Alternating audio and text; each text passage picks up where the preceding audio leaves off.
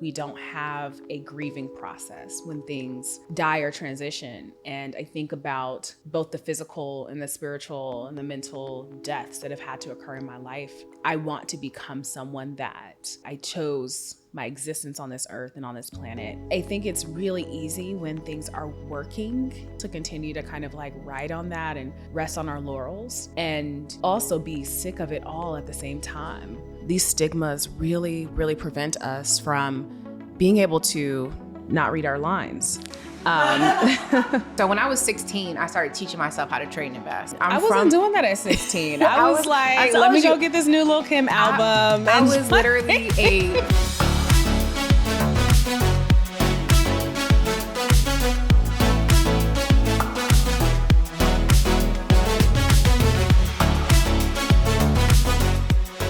The idea that our lives must be defined by how many accomplishments and accolades we can acquire as quickly as possible. Well, my friends, I'm here to tell you that this thinking is flawed.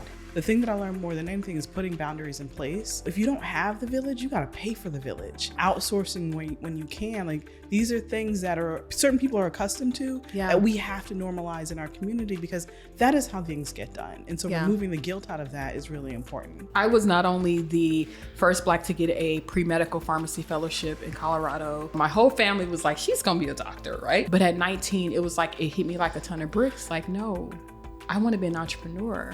Being a doctor, I can help one person at a time. Being an entrepreneur, I can help masses of people. People holding you to kind of this one version of what they know you as. I had to be game face, CEO, boss. After a while, it's like, just do not work when you are an expansive, multifaceted, multidimensional person. What's the problem we're trying to solve? One of them that kept coming up then was exactly what you're talking about, was that people felt like, if I want to be professionally ambitious, if I want to, launch some groundbreaking company or get some cool job, I have to go someplace else. And that's what I was hearing over and over and over again. New York had become a different space. I was also living in an apartment that I had previously shared with an ex-husband. So it was like, I need to shake things up for myself and find a new space. Try to break out of my comfort zone. I had lived in New York my whole life and try something different.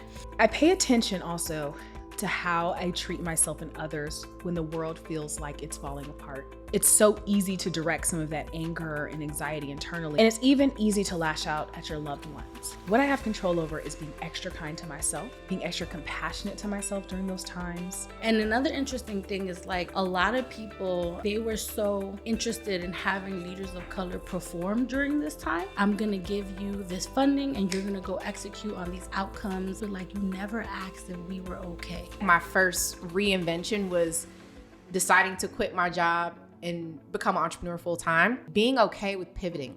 I think a lot of times as people, and also as entrepreneurs specifically, we get so stuck with feeling like we have to fit inside of this box.